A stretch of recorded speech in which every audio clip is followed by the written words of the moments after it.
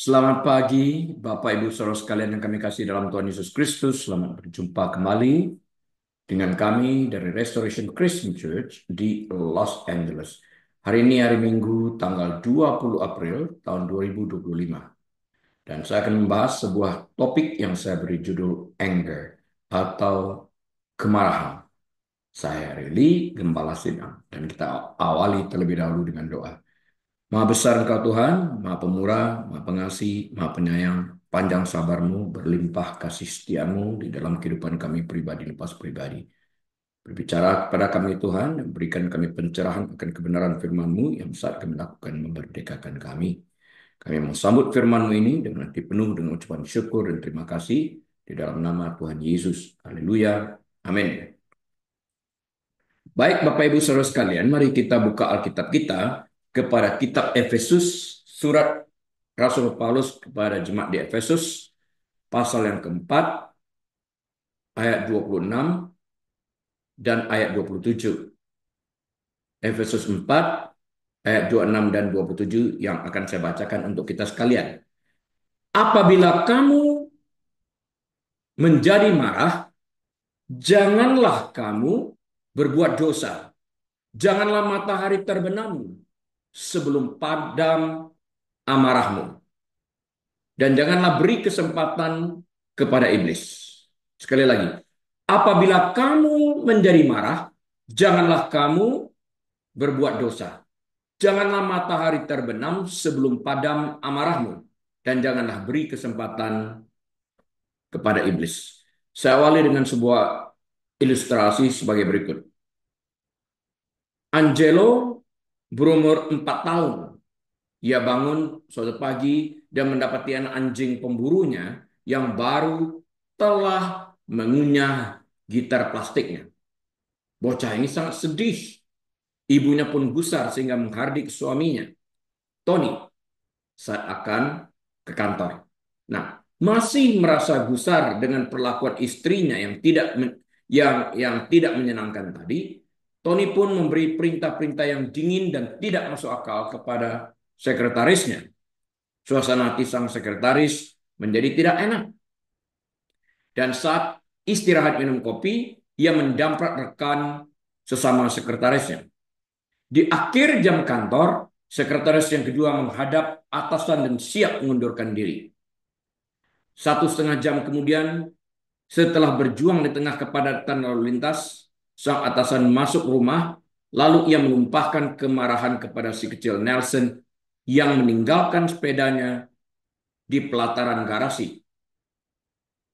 Nelson masuk ke kamarnya, membanting pintu, dan menendang anjing Scottish Terriernya.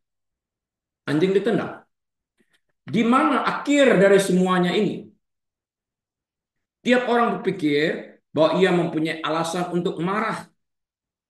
Padahal dalam situasi khayalan ini yang dibutuhkan adalah seseorang yang menyerap perlakuan tidak adil itu dan tidak meneruskannya kepada orang lain.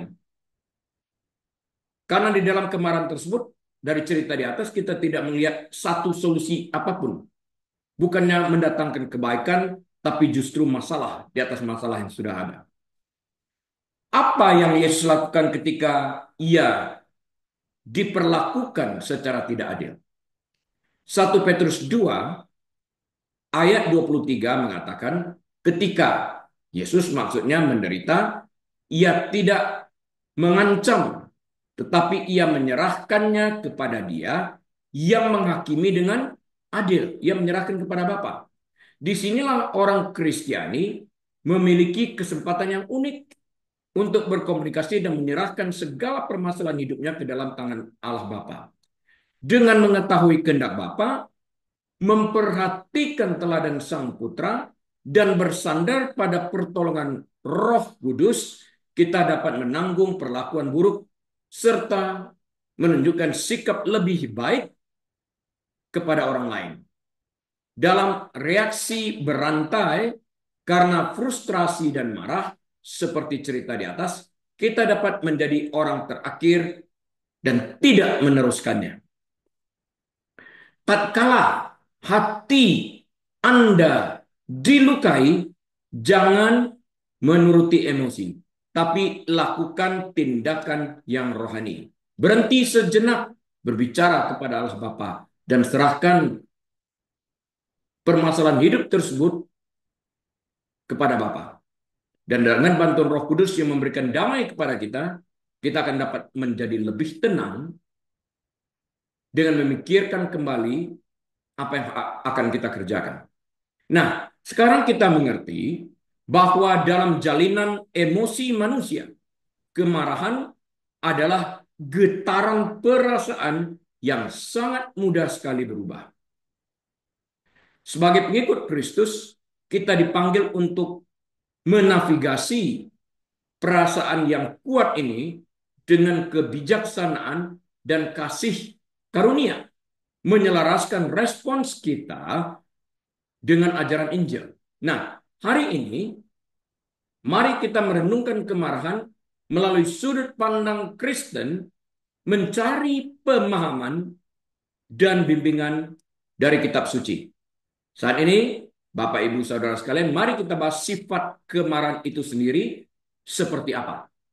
Nah, kemarahan pada hakikatnya adalah perasaan tidak senang atau permusuhan yang kuat.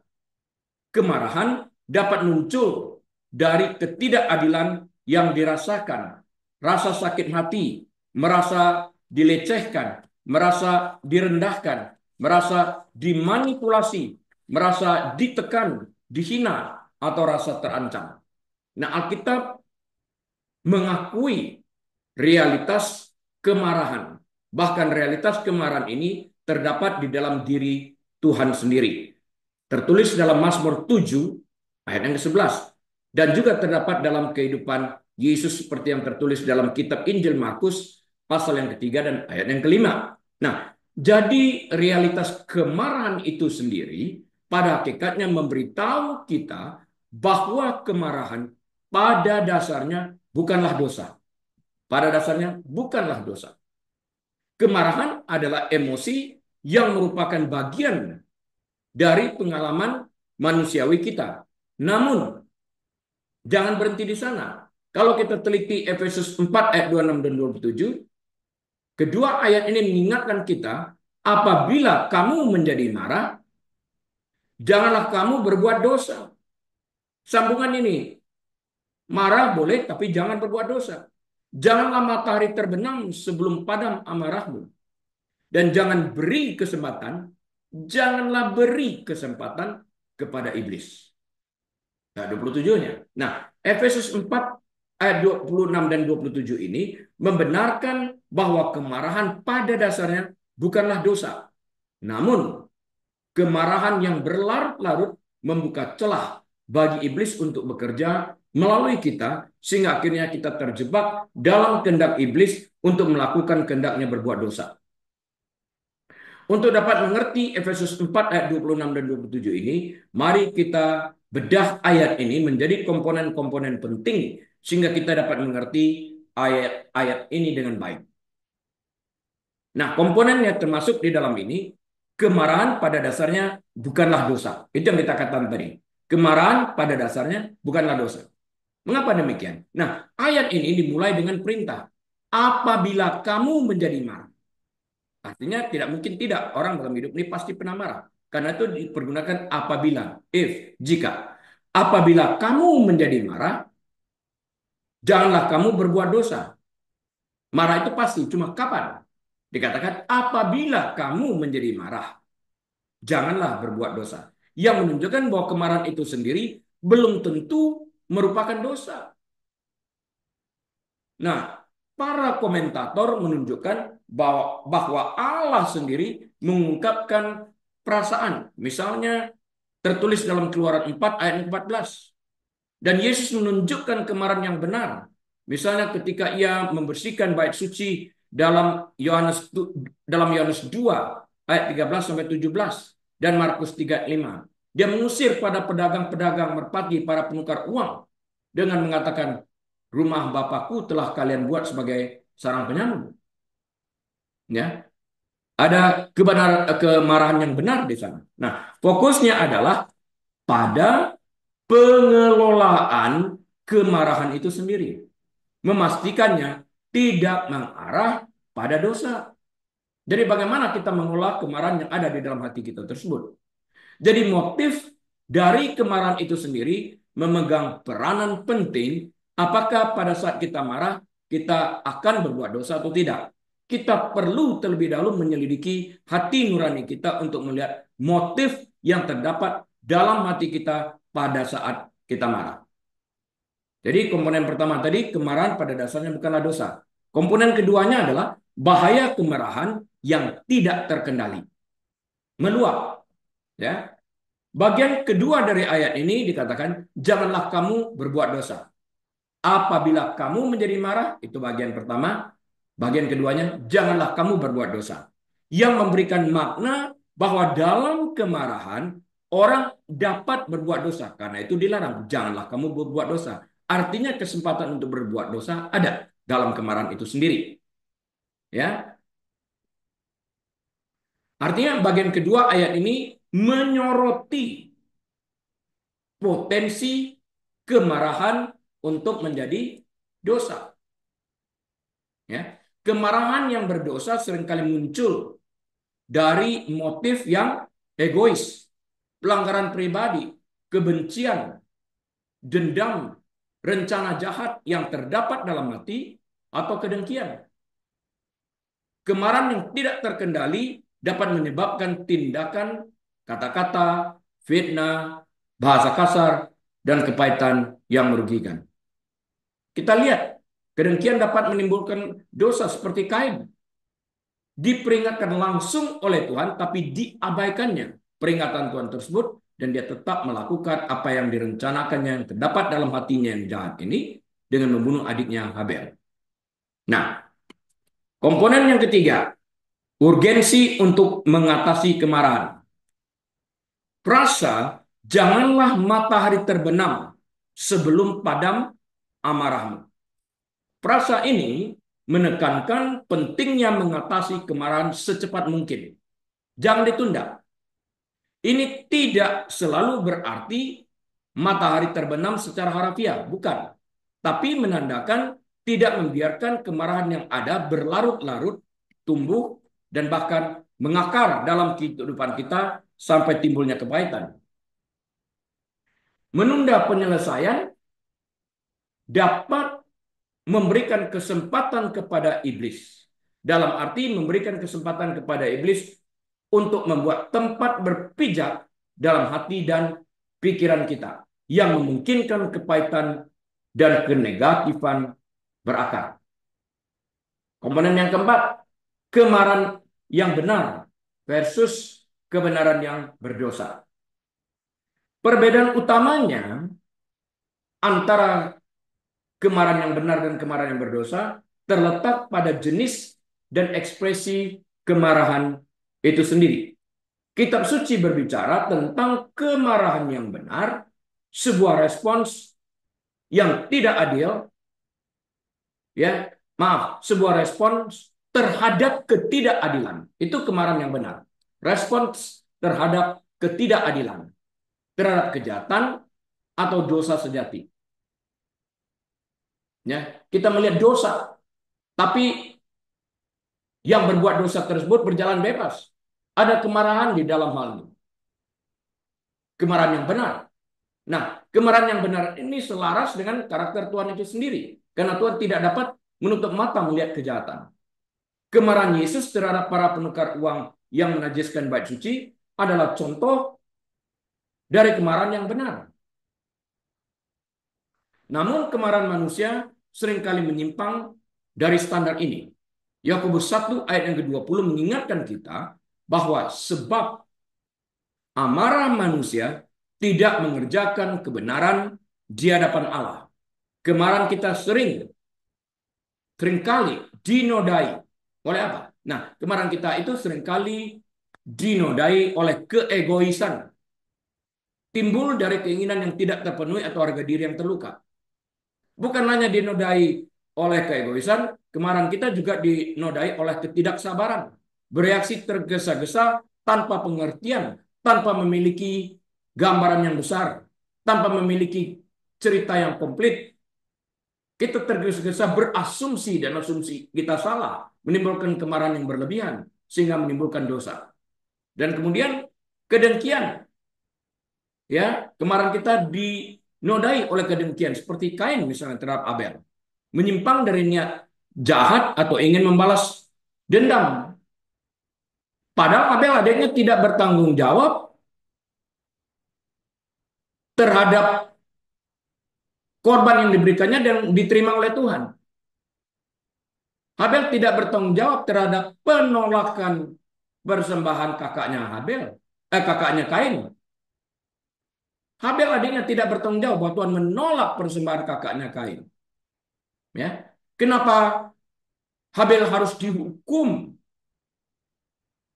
terhadap sesuatu yang di luar tanggung jawab dia? Kenapa dia harus dibunuh? Kurangnya kontrol, dia menyebabkan kemarahan kita itu berlebihan dan menimbulkan dosa pembunuhan. Ya, kurangnya kontrol menyebabkan ledakan amarah, kata-kata kasar, dan tindakan yang merugikan. Kemudian yang kelima itu adalah konteks dalam Efesus yang keempat. Ayat ini merupakan bagian dari komponen yang lebih besar, tertulis dalam Efesus 4 ayat 17 hingga ayat 32, di mana Paulus memberi petunjuk kepada orang-orang percaya tentang cara menjalani hidup baru mereka di dalam Kristus. Ia, Paulus, memanggil mereka untuk apa? Membuang dusta, untuk berkata benar, berhenti mencuri, dan bekerja keras, dan melakukan pekerjaan yang baik dengan tangan mereka sendiri. Jangan pergunakan perkataan kotor, tetapi perkataan yang baik untuk membangun. Dan buanglah kepahitan, kegeraman, kemarahan, pertikaian, dan fitnah, serta segala kejahatan dari antara kita. Ini pesan daripada Paulus. Petunjuk tentang kemarahan tertanam dalam panggilan untuk persatuan, kasih, dan pengampunan dalam komunitas Kristen. Karena kita adalah sesama anggota, jadi dipanggil untuk unity, dipanggil untuk saling mengasihi.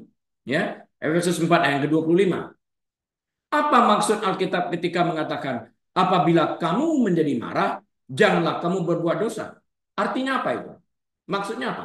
Nah, Efesus 4 ayat 26 mengatakan, apabila kamu menjadi marah, janganlah berbuat dosa, janganlah matahari terbenam sebelum padam amarahmu. Dalam memahami perintah ini, ada baiknya untuk membedakan emosi dari tindakan.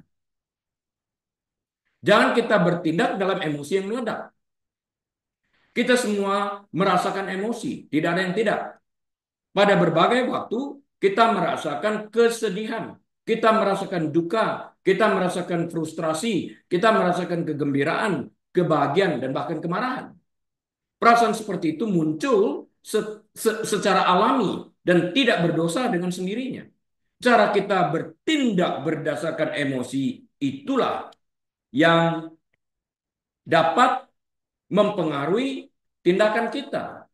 Ya, artinya kita bertindak tanpa berpikir, sehingga kita bertindak dalam emosi kita, sehingga kita berdosa. Nah, emosi bersifat internal dan tidak ditujukan kepada orang lain. Sekali lagi, emosi bersifat internal dan tidak ditujukan kepada orang lain. Tindakan bersifat eksternal dan dapat diarahkan secara positif atau negatif terhadap orang lain. Itu tindakan. Pilihannya pada kita. Nah, berikut konteks ayat tersebut seperti yang dipaparkan dalam Efesus 4 ayat 25 hingga 32. Saya bacakan dulu supaya mengerti ini. Efesus 4 ayat 25 sampai 32. Perikop ini mengatakan sebagai berikut. Karena itu buanglah dusta, dan setelah dusta dibuang, berkatalah benar seorang kepada yang lain. Karena kita adalah sesama anggota. Buang dusta, berkata benar. 26. Apabila kamu menjadi marah, janganlah kamu berbuat dosa, janganlah matahari terbenam sebelum padam amarahmu. Dan janganlah beri kesempatan kepada iblis. 28. Orang yang mencuri, janganlah ia mencuri lagi. tetapi baiklah ia bekerja keras dan melakukan pekerjaan yang baik dengan tangannya sendiri, supaya ia dapat membagikan sesuatu kepada orang yang berkekurangan. Ayat 29. Janganlah ada perkataan kotor keluar dari mulutmu, tetapi pakailah perkataan yang baik untuk membangun di mana perlu, supaya mereka yang mendengarnya beroleh kasih karunia. 30. Dan janganlah kamu mendukakan Roh Kudus Allah yang telah memeteraikan kamu menjelang hari penyelamatan. 31. Segala kepahitan, ini daftarnya ya, segala kepahitan, kegeraman, kemarahan, pertikaian, dan fitnah hendaklah dibuang dari antara kamu. Demikian pula segala kejahatan. 32. Tetapi hendaklah kamu ramah. Dia kasihkan solusinya lagi. Tapi hendaklah kamu ramah seorang terhadap yang lain. Penuh kasih mesra dan saling mengampuni. Mengampuni. Sebagaimana Allah di dalam Kristus telah mengampuni kamu.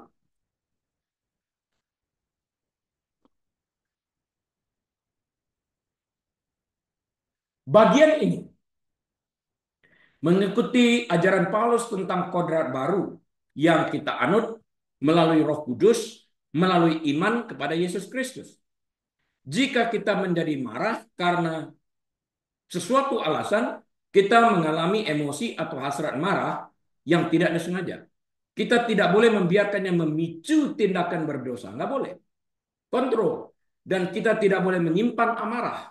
Kita tidak berkutat pada amarah. Kita harus segera mengatasinya dengan cara yang membangun dan memuliakan Allah. Sehingga amarah tidak bertambah kuat dan menghasilkan kepahitan dalam hidup kita. Kalau amarah dibiarkan berlarut-larut akan menghasilkan kemarahan. Karena kita mengentertain kemarahan tersebut. Makin lama makin besar dan menimbulkan kebencian bahkan kepahitan. Nah, nasihat Alkitab adalah untuk mengatasi amarah pada hari yang sama tanpa mengizinkan suatu kejadian untuk memprovokasi kita sehingga kita tenggelam dalam marah yang berlarut-larut. Sebelum kita tidur malam, kita seharusnya telah mengambil langkah-langkah positif untuk menemukan solusi atas masalah tersebut dan meredakan amarah. Kita harus melakukannya secara cepat dan tidak membiarkannya berlarut-larut. Nah, jika kita gagal mengatasi amarah secara konstruktif, dia akan bersifat destruktif. Jadi kita harus mengatasi kemarahan secara konstruktif. Dan jika kita gagal, sekali lagi, jika kita gagal mengatasi amarah secara konstruktif dan kita terlibat dalam ekspresi marah yang berdosa, kita memberi pengaruh kepada iblis untuk menawan kita dalam dosa. Efesus 4 ayat ke-27. Bagian yang sama terus mengatakan bahwa kita harus berusaha untuk menyingkirkan semua amarah dan dosa-dosa yang menyertainya. Kita harus membuang segala kepahitan, kegeraman, kemarahan, pertikaian, dan fitnah dari antara kita, demikian pula segala kejahatan. Efesus 4 ayat 31. Harus kita buang. Nah, setelah kita buang, kita ada ruangan baru untuk mengisi segala kebaikan Allah ini. Filipi 4 ayat ke-8.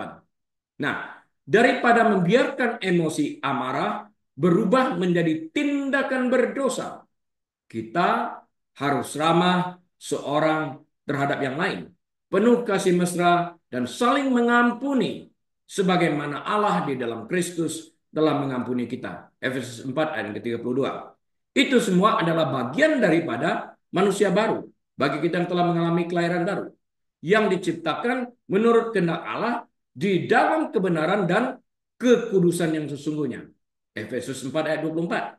Salah satu kuasa yang diberikan Roh Kudus kepada orang percaya setelah transformasi rohani, mereka melalui iman.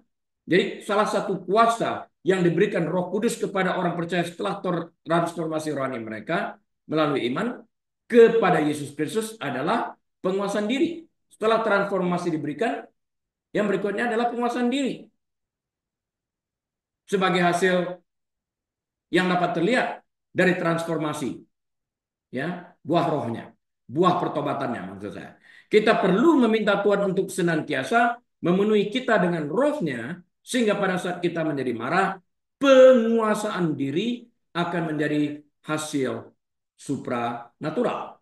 Kita semua, Bapak Ibu Saudara sekalian, terkadang membiarkan amarah menguasai kita. Ketika kita diperlakukan secara tidak adil atau kita merasa dirugikan, kita tentu ingin secara natural membalas dendam atau ingin menyelesaikan masalah yang ada secepat mungkin. Namun ketika respon kita melibatkan kemarahan yang meluap, emosi yang meluap, kata-kata kasar, atau bahkan fitnah, kita telah melewati batas. Kita telah berdosa dalam kemarahan kita dan memberikan iblis pijakan, memberikan ruang untuk membangun rumah di dalam hati kita, di mana dia akan bercokol. Terkadang, lama setelah kejadian itu, kita seharusnya sudah melupakannya. Terkadang kita memendam keinginan untuk mengingat kembali luka itu dan menyimpan kemarahan. Hal ini hanya akan menimbulkan kepahitan. Kita harus berserah sepenuhnya kepada pekerjaan Roh Kudus dan percaya pada kuasanya untuk mengatasi dosa tersebut. Dia akan berbisik kepada hati kita. Dia akan melimpahkan damai sejahteranya dalam hati kita. Nah, Salomo dalam hikmatnya memiliki beberapa hal praktis untuk dikatakan tentang cara menangani kemarahan. Raja Salomo mengatakan sebagai berikut, sebagai solusi untuk mengatasi kemarahan. Dikatakan, siapa lekas naik darah, berlaku bodoh, tetapi orang yang bijaksana bersabar. Kain berlaku bodoh, berakibat matinya saudaranya, Habel. Orang yang sabar, besar pengertiannya. Tetapi siapa cepat marah, membesarkan kebodohan. Dalam kemarahan, orang mengikuti emosi sesaat itu yang berubah-ubah, dan tidak menggunakan akal budi yang Tuhan berikan kepada kita. Kita berasumsi tergesa-gesa, dan di dalam ketergesaan kita tersebut, kita melangkah keluar daripada batasan yang ada, sehingga kita melakukan tindakan berdosa. Nah, si pemarah yang berikutnya menimbulkan pertengkaran, dan orang yang lekas gusar, banyak pelanggarannya. Marah aja, lekas gusar, kita nggak memiliki gambaran yang seutuhnya, kita tidak memiliki informasi yang komplit, kita hanya berasumsi, kemudian kita melakukan tindakan yang tidak terpuji, dan ternyata kita salah, kita menyesal di dalam dosa. Mengapa tidak terlebih dahulu kita mundur ke belakang untuk melihat, mencari tahu tentang apa yang terjadi, dapatkan informasi yang sepenuhnya, pikir dari sisi yang berbeda, sudut pandang yang berbeda, dari perspektif yang berbeda, dengan informasi yang baru. Kita akan menemukan kedamaian di dalam hal ini, dan tidak terburu-buru untuk menghakimi. Nah, orang yang sabar melebihi seorang pahlawan. Orang yang menguasai dirinya karena dia tenang, melebihi orang yang merebut kota. Dan terakhir, si pemarah membangkitkan pertengkaran, tapi orang yang sabar memadamkan perbantahan. Ya, orang yang sabar melebihi seorang pahlawan. Orang yang menguasai dirinya melebihi orang yang merebut kota. Singkatnya, Efesus 4 ayat 26 mengakui bahwa kemarahan adalah emosi manusia yang dapat diterima dalam situasi tertentu, kemarahan yang benar. Yesus mengusir para pedagang berbati dan para penukar uang di halaman bait Allah itu. Namun ayat ini dengan tegas memperingatkan agar kita tidak membiarkan kemarahan menjadi dosa dan memendamnya. Memendam kemarahan itu ibarat memegang bara api di tangan, ingin kita timpuk kepada orang membuat kita jengkel, namun kita telah terluka dulu. Atau ibarat meminum racun, kita yang meminum racun, tapi kita berharap orang yang buat kita marah tersebut mati. Ini kan sebuah kebodohan. Ya, jadi ayat ini dengan tegas memperingatkan, Efesus 4 ayat 26 maksudnya, agar tidak membiarkan kemarahan menjadi dosa dengan memendamnya, membiarkan amarah tersebut mengendalikan tindakan kita, atau membiarkannya mengarah pada kepahitan dan perpecahan. Bahkan sampai pada tahap pembunuhan dalam kasus Kain dan Habel misalnya, yang berakhir dengan Kain membunuh Habel dalam kemarahannya akibat persembahannya yang ditolak oleh Tuhan. Sekalipun Habel tidak bertanggung jawab terhadap penolakan Tuhan terhadap persembahan Kain. Kenapa dia harus menjadi korban pembunuhan? Dan juga tidak ada solusinya. Apakah setelah Habel mati, Kain bebas, lantas persembahannya diterima secara otomatis? Tidak juga. Lantas apa solusinya? Kemarahan sesaat, perasaan sesaat, emosi sesaat. Penekanannya adalah pada penanganan kemarahan dengan segera dan dengan cara memuliakan Tuhan dan meningkatkan hubungan yang sehat. Kenapa tidak berpikir, bertanya kepada adiknya Habel yang persembahannya telah diterima? Bagaimana cara dia membawa persembahan tersebut sehingga diterima? Kita kan bisa belajar daripada orang yang telah terdahulu diterima. Karena kemarahan tidak membuat kita menjadi otomatis benar. Tidak seperti itu. Jadi kita perlu menarik diri dan belajar, mendapatkan informasi baru dengan sudut pandang yang baru, sehingga persembahan kita pun dapat diterima dengan cara yang baik. Nah, Efesus 4 ayat 27 merupakan peringatan yang kuat dan langsung. Dan janganlah beri kesempatan kepada iblis. Janganlah beri kesempatan kepada iblis. Dalam arti jangan beri kesempatan kepada iblis untuk membuat tempat berpijak dalam hati kita. Kalau dikatakan janganlah beri kesempatan kepada iblis, adalah tanggung jawab kita untuk menjaga hati kita dengan waspada, sehingga kita tidak memberi kesempatan kepada iblis untuk masuk dan diam membangun rumahnya di dalam hati kita. Pilihannya pada kita, jangan beri kesempatan. Kalau iblis sampai tinggal dan membentuk rumahnya di dalam hati kita, artinya kita memberi kesempatan kepada iblis untuk membuat tempat berpijak. Ini kesalahannya pada kita. Sekarang mari kita lihat konteks Efesus 4 ayat 27 ini yang merupakan kunci untuk dapat mengerti Efesus 4 ayat 26 dengan baik. Ya. Ayat ini muncul setelah Efesus 4 ayat 26 yang mengatakan, apabila kamu menjadi marah, janganlah kamu berbuat dosa. Janganlah matahari terbenam sebelum padam amarahmu. Dan kemudian dalam ayat 27, janganlah beri kesempatan kepada iblis. Ya, Paulus membahas bagaimana orang percaya harus menangani kemarahan dengan cara yang tidak mengarah pada dosa, yaitu jangan memberi kesempatan kepada iblis untuk membuat tempat berpijak dalam hati kita, dalam pikiran kita. Arti dari beri kesempatan atau beri tempat berpijak berasal dari kata Yunani yang diterjemahkan sebagai tempat, topos bahasa Yunaninya, yang juga dapat berarti jangan beri kesempatan, jangan beri ruang, jangan beri wilayah, jangan beri tempat berpijak. Nah, pijakan adalah terjemahan metaforis yang baik yang menangkap gagasan tersebut. Ya, tempat berpijaknya sudah ada. Istilah Belanda minta tanah, tempat berpijak. Sedikit demi sedikit. Ayat ini memperingatkan agar tidak membiarkan iblis memiliki kesempatan, tidak memiliki ruang terbuka atau wilayah apapun dalam hidup kita di mana ia dapat memperoleh pengaruh atau kuasa untuk mempengaruhi. Artinya, jangan kita mengentertain atau memberi makan kepada sikap, sifat, dan karakter iblis.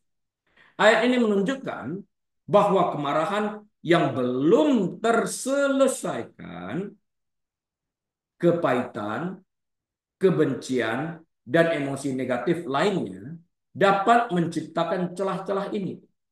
Ketika kita memendam perasaan ini, kita menjadi rentan terhadap rencana dan godaan iblis.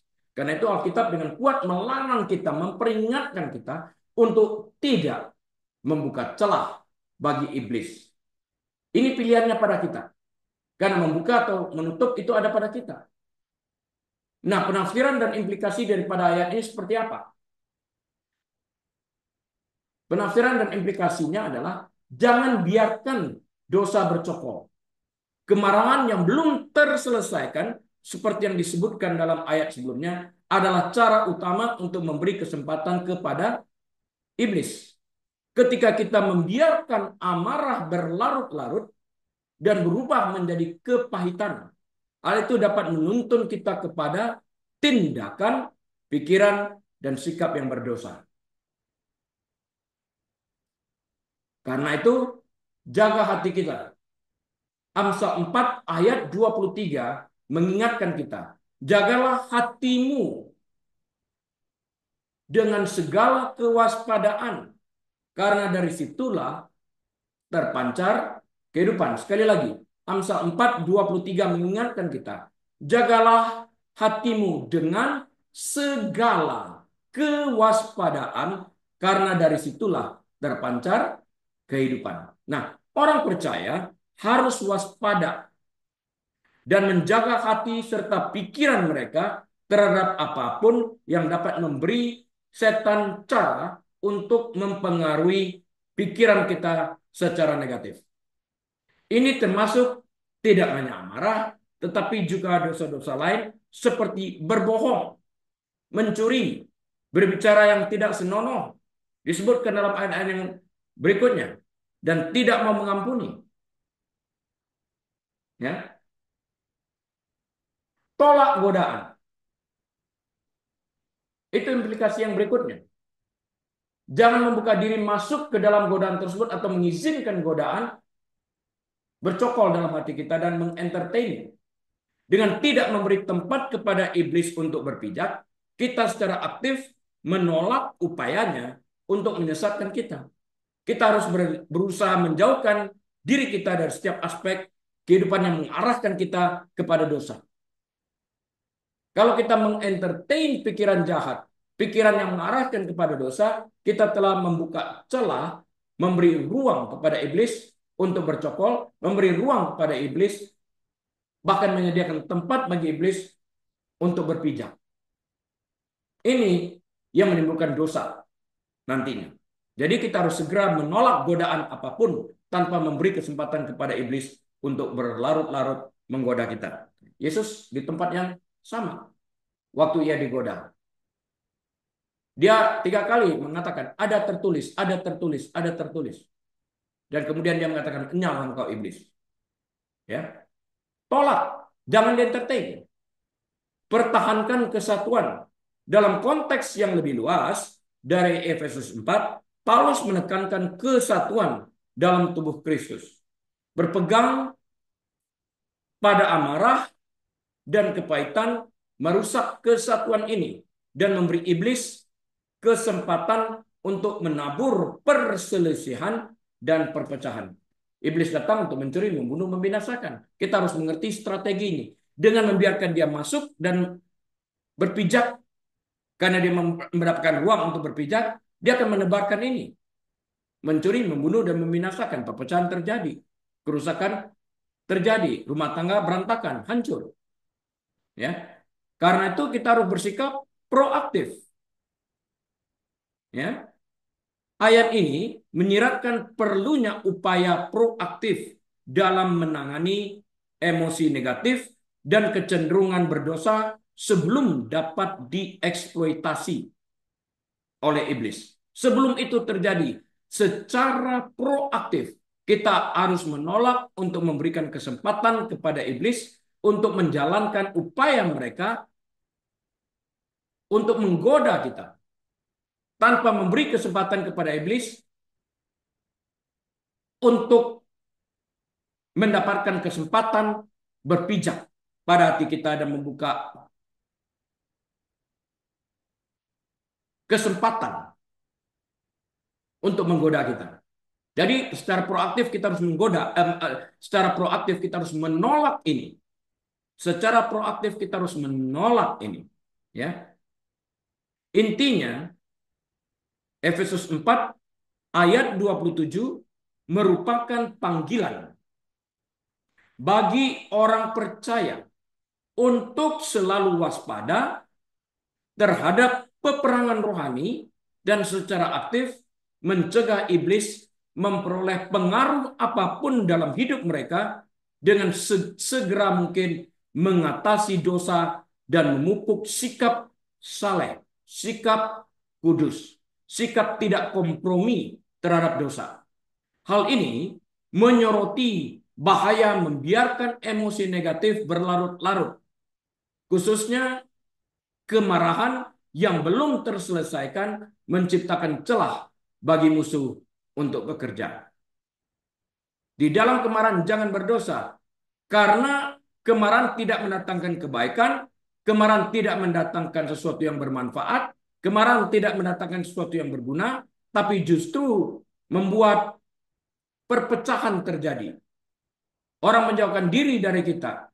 Dan kita akhirnya menyesal karena kemarahan kita adalah sebuah kemarahan yang bodoh, bertindak berdasarkan asumsi, berdasarkan perasaan. Dan akhirnya setelah kita mendapatkan informasi yang lebih banyak, kita mengetahui kebenarannya. Namun segala sesuatu sudah terlambat karena kita sudah meninggalkan sesuatu impact yang negatif di dalam kehidupan orang lain. Damage has already been made. Rusak. Nah, kesimpulan saya sebagai berikut. Kemarahan adalah emosi yang kuat yang dapat menuntun kita ke jalan yang merusak jika kemarahan tersebut dibiarkan begitu saja. Namun, sebagai pengikut Kristus, kita bukannya tanpa harapan atau bimbingan. Roh Kudus selalu hadir, siap untuk membantu, membimbing kita. Dengan memahami sifat marah, membedakan antara ekspresi yang benar dan yang berdosa, dan mengembangkan tanggapan yang saleh.